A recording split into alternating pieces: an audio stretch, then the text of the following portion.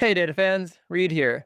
Today we're going to showcase an example of what we can do to additionally modify hierarchy levels where, you might have seen in videos that I've done or other people have done, you can use field parameters to control in like a table or a matrix the levels of the hierarchies in any particular order. But in this example, I actually want to create an intelligent pairing because there's a scenario where two of these always need to be paired together. We have spaceport and docking bay, which need to be paired together because quickly, as you can see, bay 5 actually exists as a label in multiple spaceports. And if we remove spaceport, we actually start getting duplications at essentially the planet level where we would have numbers that may or may not actually make sense. So what I'm going to show you how to do is add some attributes to the field parameter table to ensure that those always get paired together when being added to the visual in the hierarchy levels. So with that being said, let's hop into Power BI and get started.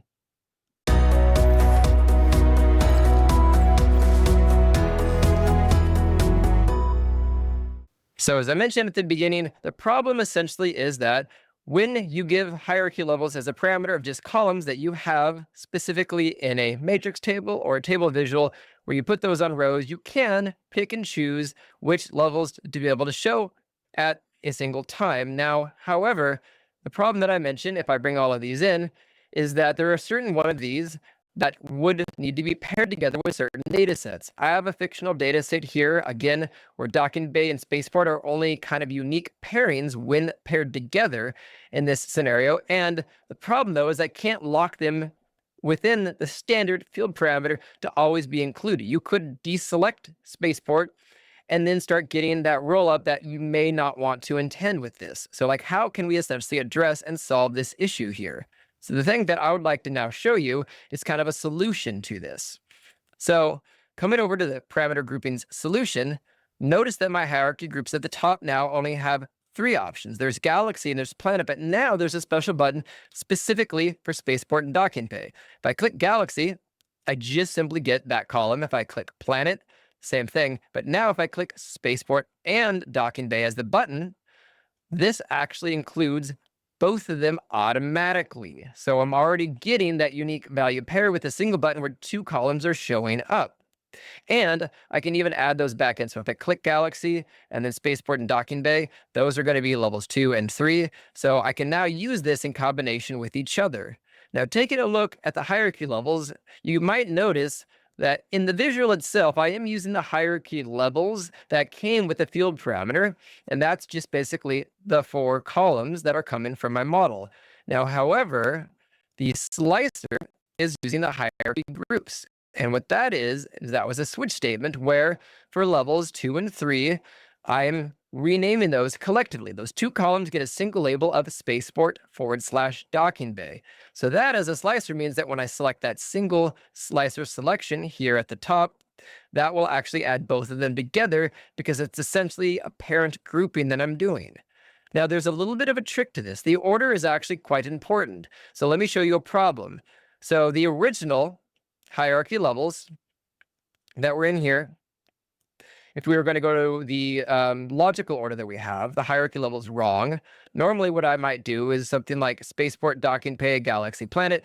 Regardless of how you choose to want to order these and what order you might want the slicer to show in, this actually is kind of important on how the orders are put into here. So I'm going to come to my tab for order problem to kind of walk you through what's going to happen. So what I would like to do as an output is I would like to see galaxy at level 1, planet level 2, spaceport and docking bay level 3, 4. So I'm going to try that to start with. So galaxy, that's what I expect to see. If I click planet, I do get planet at level 2, but now spaceport docking bay, I'm going to add that, and that should add 2 columns at levels 3 and levels 4. If I click that, notice how it flips it. Spaceport's level 1, docking bay level 2, galaxy is 3, planet is 4. So it's going in an order that would not want it to, and it's not acknowledging the slicer from that. Now that's because this is not technically the original column that came with the field parameter. It's not automatically applying those clickable levels that normally would go in the order you select if you had that in the slicer. So this one has these in terms of the order here. So that's actually where the order itself in terms of its sort order comes into play. So you want to make sure that if these are always going to be levels 3 and 4, they need to actually be at the bottom, because essentially, as you've just seen, it will kind of ignore your clickable order and it will go off the order selected in here when you're building it out. So that, in this case, is where I'm ensuring that Galaxy and Planet are given the sort of 0 and 1. Spaceport Docking Bay is put at 2 and 3. So that will, coming back to the solution, clearing these out again, we do Galaxy, as expected. Planet, I'm getting that at level 2. Spaceport and Docking Bay, levels 3, levels 4. So I just wanted to show you a problem with that, and just you have to be careful on the sort order, because this does come with a little bit of a caveat, because we're using a special grouped column to pair those together. But the end result is something that hopefully you can use with this, because you might have data sets where you are trying to construct custom hierarchies for people for visuals, but there might be restrictions on the fact that like some of these can be standalone, but certain ones have to be paired together for the data to make sense. And the way to accomplish that is essentially just to do a grouped column, where that will give you 2 columns at a time or 3 as part of those combo packages to put into the visual itself. So very useful, and I think it does help to put some guardrails on the functionality when you have these unique scenarios. But as always, if you have any comments, notes for future videos, drop them into the comment section down below. Check out some of our related content here in the upper left for related videos. And as always, of course, liking, commenting, and subscribing will continue to help this channel grow and get the exposure out there. But otherwise, I hope you enjoyed the content, and I will see you all in my next video.